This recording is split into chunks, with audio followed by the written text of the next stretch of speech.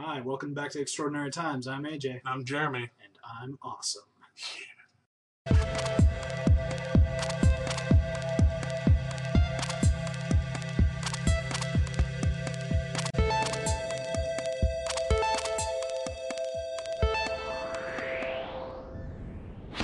Welcome back for our Wednesday show. First story of today. Made an oopsie.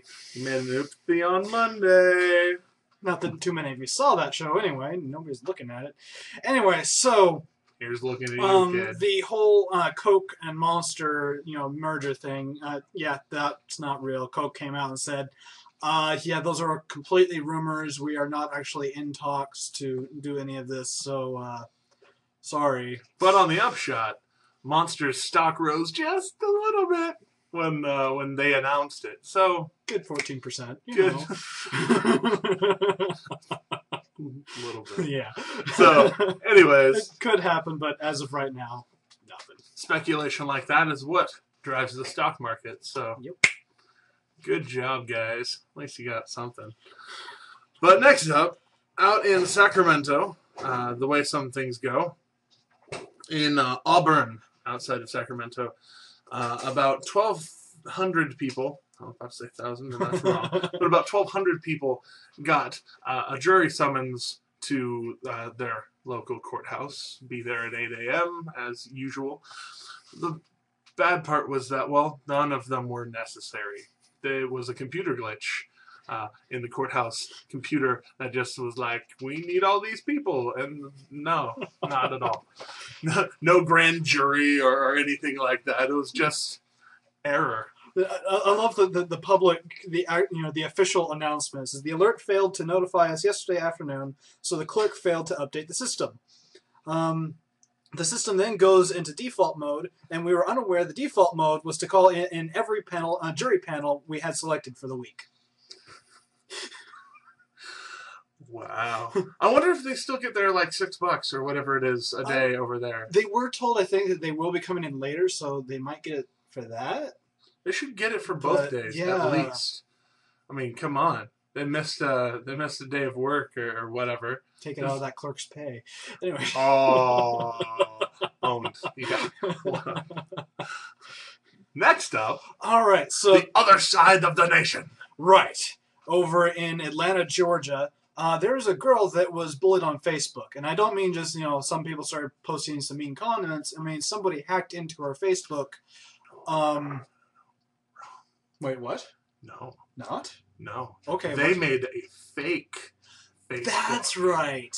It was like, worse. They didn't just hack. They actually took her Facebook and then took pictures of her, bloated them up a little, made her look a little more pudgy, and posted a racist video and posted a lot of really mean, bad evil comments on other people's stuff. So she lost a lot of her friends. Impersonating her on Facebook and it being bad. Like, bad. So she went to the police and they said, well, we can't do much. And so she's like, okay, I'm going to sue them. Because, the cops couldn't do much because it didn't happen on campus. Well, it was, the administrators can't do anything because it's not on-campus abuse. Right. So she's like, all right, cyberbullying laws. Let's look those up. And it's going to take a bit. Not too many lawyers will actually take this kind of case. And her defendants don't have any lawyers yet. But this is a step forward. Bullying is a major problem in schools and just for kids' lives today. And needs to be taken care of. They don't need to be coddled or anything. I'm not saying that, but it is a problem that needs to be addressed. There's a difference between manning up, and things just being out of hand. If you get something mean said to you in a hallway, you can be like, well, I'm better than you. See you later. But then it's something like this. This is way out of line. This is way beyond something you just need to suck at. There's the line. You can hit the line, but not take a running leap over the line. So right. I hope that she gets at least some recompense for this whole ordeal, and that, at least those kids never are allowed to do anything stupid like that again. Oh. We can only hope. People being people. Moving on. So, speaking of young girls taking a stand for themselves, which we approve of, girls in general deserve to be respected. Women of all ages. And this young lady, Julia Bloom, from Maine, Waterville, Maine, 14 years old, decided she was going to write 17 magazine and tell them that, well, you're being unfair. How they're being unfair. You're airbrushing everything. Yeah. Like with most fashion-y magazines, they take their models and they throw them through Photoshop before they let them see the light of day. And I, for one, as a man, I like me some real ladies. Yeah. Little scar here, a few freckles, no worries. Anything else just looks too fake. You're just like, Are you real? Yeah.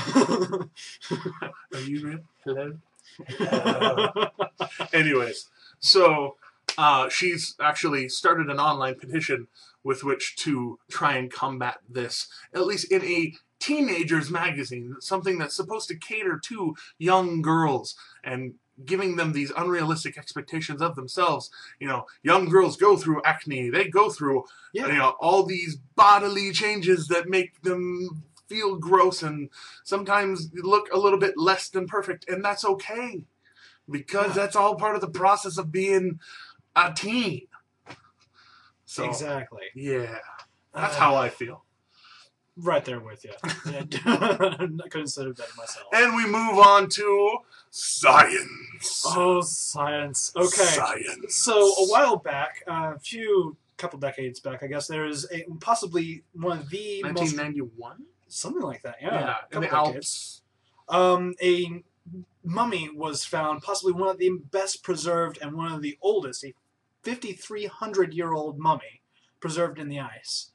And they've been able to get some really awesome research out of, they even know what his last few meals were. They know how he died. Arrow to the shoulder. Severed an artery and... Either way, they have recently found intact red blood cells. Whoa, this is another major leap. 5,300-year-old, intact, probably, at least mostly functional red blood cells from...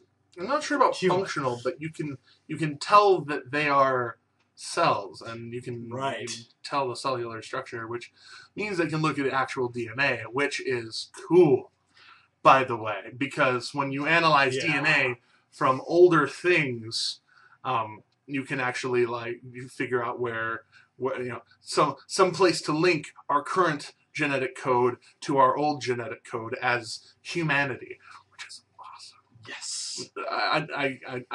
I could go on a really long soliloquy about this, and this kind of stuff makes me excited. So yeah, look into it. Look into it, even if you're not totally scientifically minded, which a lot of you should.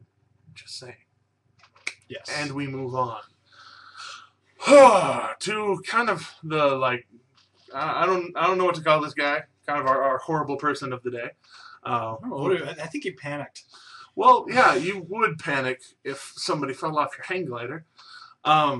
This guy in, I want to say it's Canada. He was giving a young lady a tandem hang gliding lesson, flight, whatever you want to call it. And this being a gift from her boyfriend to, fly. And cool. And so they were flying, and all of a sudden, they all realize, he, her, and him on the ground videotaping, realize that she is no longer, or at least not at all, safely harnessed in. And very shortly thereafter, she falls 300 meters, because they measure in meters in Canada. Right. 300 meters, straight down, dead, gone. And... crazy thing being. The crazy thing that makes this guy our horrible person of today is that afterwards, allegedly, the video camera that he had documenting this whole experience for her. Mysteriously, there was no video card in it. And come to find out, he might have actually eaten it. And not only withheld evidence, but destroyed it. With his stomach. With his stomach. Which is impressive, but at the same time, really, really crappy move. Because that makes you look all kinds of guilty. Whether it was an accident or not.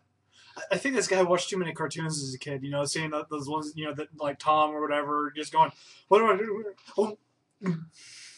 You can't find it. Actually, they can. Yeah. That doesn't really work.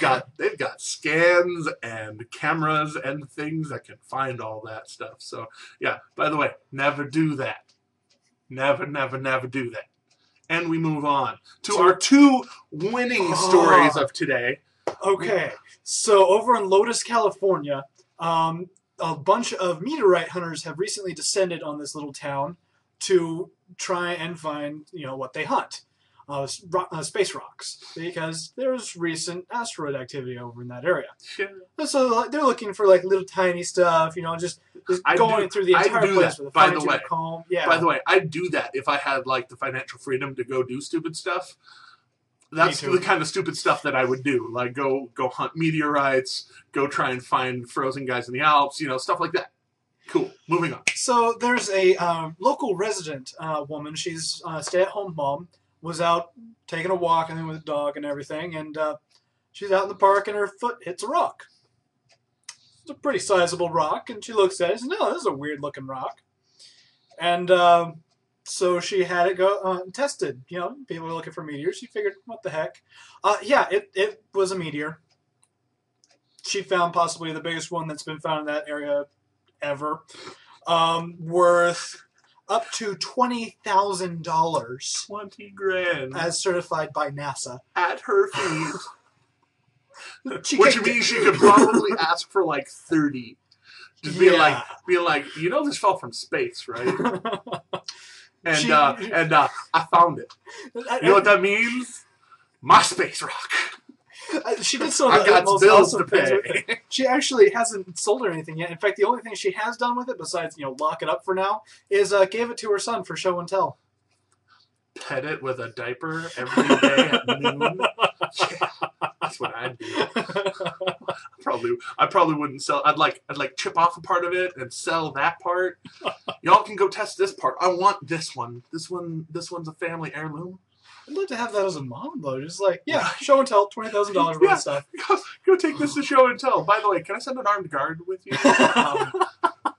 Shoot the first kid that tries to... No, don't shoot kids. Don't shoot kids. Bad. Moving on, actually, to our last story of the day. That's the Washington Nationals, right? I think so. I want to say that, so I'm going to say that. And if I'm wrong, I'm wrong. So, ushers... do important jobs at sporting events, taking people around and being awesome. And so, the Washington Nationals had a game the other day, and this usher was on his way home through his neighborhood and found some vicious dogs attacking children. Straight up, just trying to eat them because they're dogs, and that's what dogs do. Oh, jeez. And he did what any reasonable male adult type person would do and totally attacked the dogs with a knife and totally got him off of them and saved the kids. He still has to get rabies shots. He got bit 3 times, but he took care of the dogs and he saved the kids. Awesome. So he's being honored for being awesome. So just thought y'all should know there's some really, really good people out there in this world. There's some really, really lucky people out there in this world. And sometimes some bad ones. And sometimes some bad ones. But we want to focus on the good today. So that's how we're going to end it. I'm Jeremy. I'm AJ. Y'all should subscribe to us right up here if you're watching on the YouTube. If you're not watching on the YouTube, watch it on the YouTube and subscribe to us right there. You don't even have to have an account. We just found that out recently. Mm-hmm. So all you have to have is a Gmail. Yeah, get a Gmail if you need an invitation. hit us up. AllThingsExtraordinary@gmail.com, which is going to show on the next screen after I say, these are extraordinary times, be aware. Yeah.